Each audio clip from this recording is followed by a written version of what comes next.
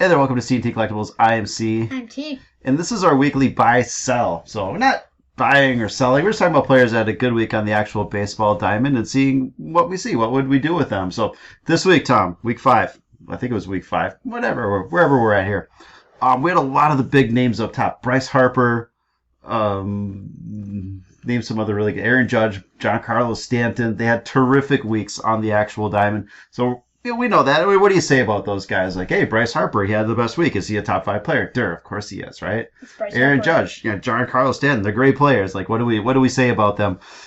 So we went with a few players that are a little bit more under the radar that maybe we wouldn't see every week. And this week is actually kind of pitcher heavy. So should we get into it here? Sure. All right. So they had pretty good weeks. Not the best weeks, but they had pretty good weeks here. So we'll start off with Mr. Whit Merrifield, who for the week hit over 300, knocked out his first 2 home runs of the season with an over 800 OPS and 139 weighted runs created. For the season, it's not been very good. No, not at all. There's only 2 home runs of the year. Well, he's not a home run hitter. He's more of like a 40 stolen base guy. The weighted runs created. Not creating a lot of runs. No. But when you're on the Royals, and you're not going to have a ton of opportunity either. So. No. But his walk and strikeout profile is pretty similar to what he does. You know, kind of the mid-single-digit walk rate. You're looking at the mid to low teens strikeout rate. The BABIP is very low. He's pulling the balls, hitting the ball as hard as he ever does. You know, it's not terribly hard or anything like that. It seems like he's getting unlucky for the most part here. So it's really been a terrible start here. 32 weighted runs created, 465 OPS. I mean, it's been brutal.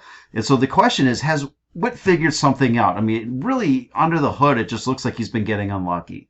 He's due for some positive regression. Is this the week that he's turning things around just a little bit here? And even for Whit Merrifield, turning things around doesn't mean like this elite level player, but you know, an above average player, top half of the league, and at his position type deal or whatever. So yeah, not looking for him to lead or anything like that. So I think that should be the opposite for me. I think he maybe has turned it around a little bit. But that's the wrong one. I don't know why that one's there. I'm gonna buy. You're buying? Yeah. I think I was with you on that one. I have it written down here. But for whatever reason, the graphic didn't change for me. So you know what? Okay. Apparently, I think he still sucks, and you think he's going to be just fine going forward. Because that's what that's what this says here. He has figured something out. I think he has, but to keep it here. Right. I think he has. I think he was just getting unlucky. But apparently, my editing skills are so poor that. I'm overruled. I've overruled myself, but I think you're right on this one here. All right. Well, but when you're like 4 weeks into the season and you only have 2 home runs, he's not right. But he's not a home run here. He's not. He rarely will he even get into double digits of home runs. He did that in 2017. He's done it for a couple of years. He's more of like the guy that gets on and steals 30, 40 bases. That's more of his deal. Does he at least have more home runs than Billy Hamilton? Well, Billy Hamilton's not playing, so he's got him beat. Okay. All right. Andrew Velasquez. The Angels are surging. They're doing very, very well. And he's a big reason for it last week with a 350 average, nearly 500 BABIP. 8% of the time he walked, 28% strikeout rate. He had a home run, over 1,000 OPS, and almost 200 weighted runs created. He was a beast last week, all right?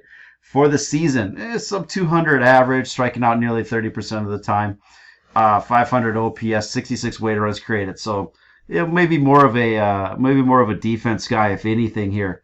But again, the Angels are just getting contributions from everywhere, and that's what needs to happen if you have a good team. People are just going to step up from time to time. He certainly did last week, and so for him, I just want to play a little blind reveal. Okay, so player A.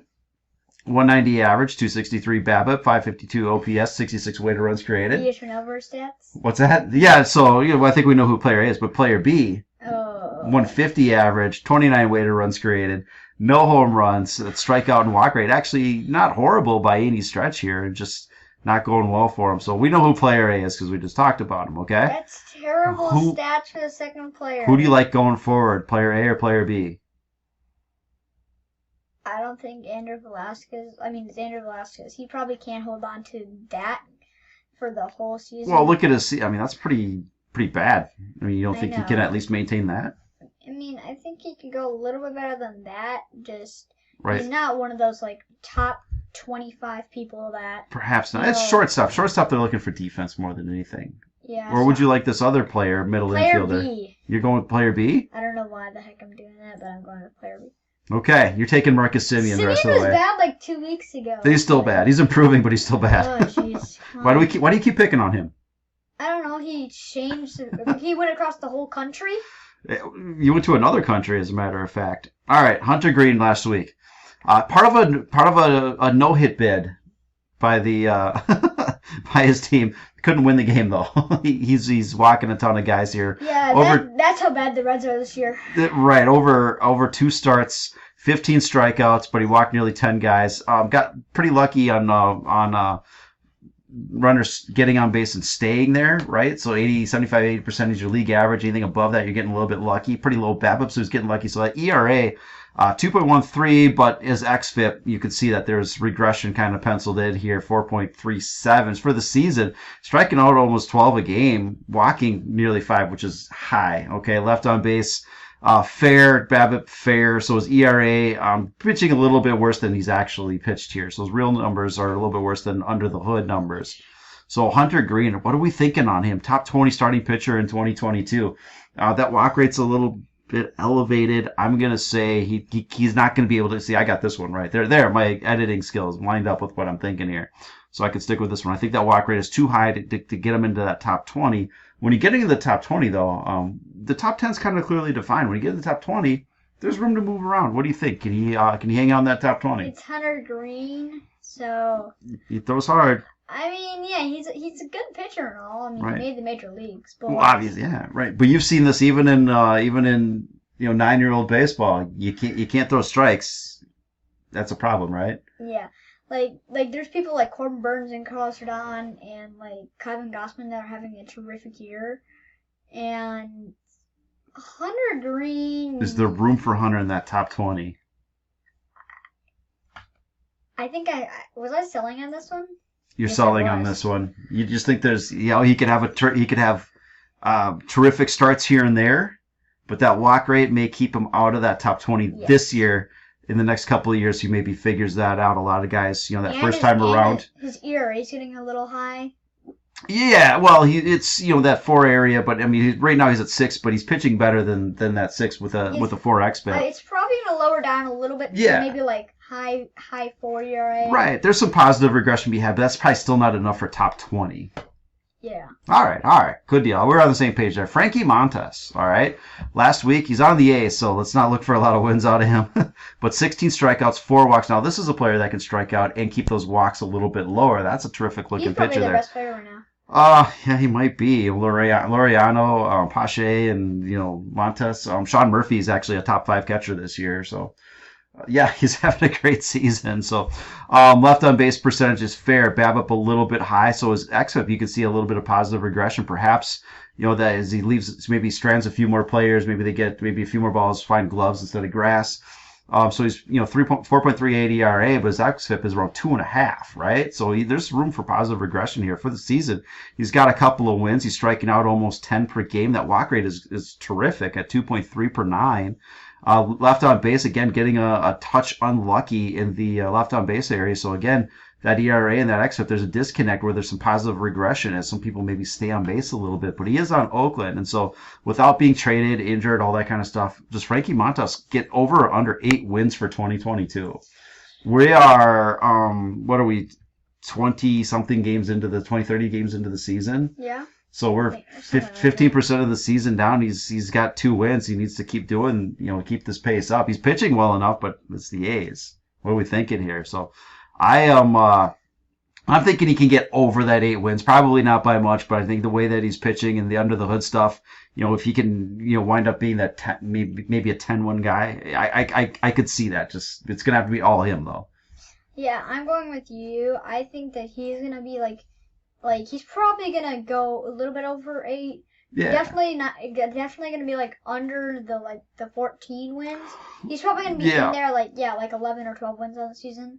I think so. Yeah, that seems like a fair number. I was thinking maybe 10 wins. That's better number for over under. But 8 wins, it's like he's just not his fault by any stretch here, but that could be a tough one here. Tariq Skubal, all right. Needs some defense. Here's another young guy, just pitching lights out right now. So last week he had ERA. a couple of wins, 16 strikeouts, five walks. 100% of the people that got on base stayed there. Very low BABIP, very low ERA. Now because he got a little bit lucky in some areas, his xFIP was a little bit higher, but still completely respectable for the season. He has 3 wins for the Tigers. He's striking out 10, under 2 walks per game, which is amazing. If you can throw strikes and not walk guys, that is just huge stuff. You're left on base, getting a little lucky, BABIP getting a little unlucky. So that ERA and that xFIP are pretty similar to each other here. But right now, 1.5 WAR. He is top 3 pitcher in Major League Baseball. Pretty amazing what he is doing. So our question about Tariq Skubal is, does he enjoy scuba diving? I'm going to buy this one. Okay. Yep, I'm buying. Yep, that's a big thumbs up right here. I think he does enjoy scuba diving. So, during the All-Star break, I don't think he's going to have a chance to go scuba diving because he's probably going to be pitching in the game. And he's in Detroit. Yeah. Well, you go somewhere because you'd have like 4 days off. Yeah. But in the off season, perhaps he'll get some scuba diving in as he enjoys a terrific season. If you're playing against the Rangers or you're playing against like the Dodgers or somebody like that, you could go scuba diving. Right, but maybe on an off day or something like that. Pitchers have some free time. They like to golf. All right.